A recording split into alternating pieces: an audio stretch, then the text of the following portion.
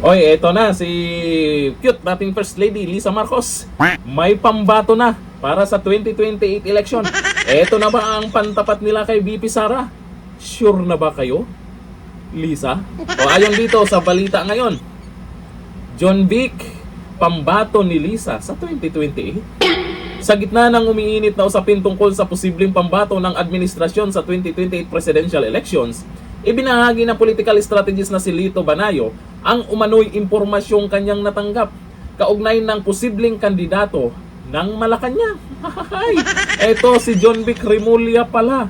Ayon sa political analyst, a source told me na si John Vic Rimulya daw ang tinutulak ni First Lady to run for 2028.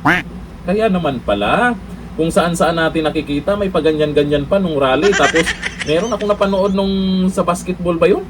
Na isa din siya doon na, sabi ng iba, nagpapa-epal daw doon. Eh, baka naman isa siya sa coach doon. Baka naman isa siya sa tumutulong doon para matalo. Nanalo ba yun o natalo? Balita ko natalo yung team niya doon. As admin's presidential candidate, may nagsabi sa akin na si John Vic Rimulya raw ang itinulak ng First Lady para tumakbo sa 2028 bilang kandidato ng administrasyon. Ayon po yan kay Lito Banayo. Yan po yung nakuha niyang informasyon. Ito dagdag pa niya. But the problem, he will not run if he is not endorsed by the President. Hintayin pa yung endorso ng Pangulo. May maitulong ba yung endorso ng Pangulo? May maidagdag ba sa boto?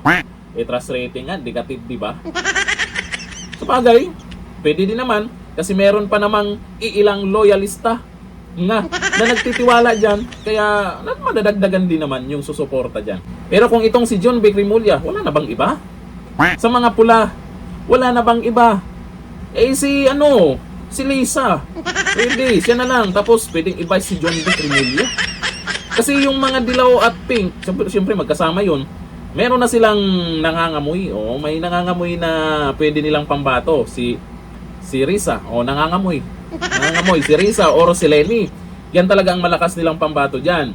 Eh bali-balita natin ay pwedeng magsanib puwersa tong pula tsaka pink. Kasi kung hindi magsanib puwersa yung mga yan, ano yung magiging pag-asa nila na talunin si VP Sara? Hindi kaya. Si John Vic Rimulya, tapos ano ba naman yan? Hanap kayo ng iba.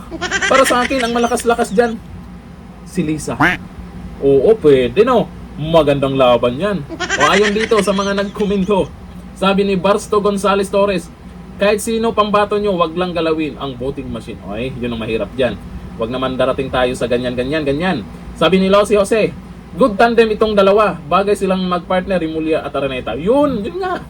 Si cute nating First Lady Lisa Marcos ang magiging pambato sa pagkapangulo, katapat ni VP Sara, tapos vice si Rimulya. Pwede yan. Sabi ni Yatan si, kahit pa may basbas ng Pangulo, asa ka naman na manalo yan. Kasi yun ang hinihintay, basbas ng Pangulo. Sabi ni Romelito Mercado, ganun ba? Kunting pasikat lang, pambato na? Anong kunting pasikat? Sikat na sikat si John Vic Rimulya. Akala mo lang sikat siya. Tingnan mo pag lumalabas yun sa balita. Maraming tawang-tawa sa kanya. Ibig sabihin, sikat siya. Hanggang dito na, thank you. Bye.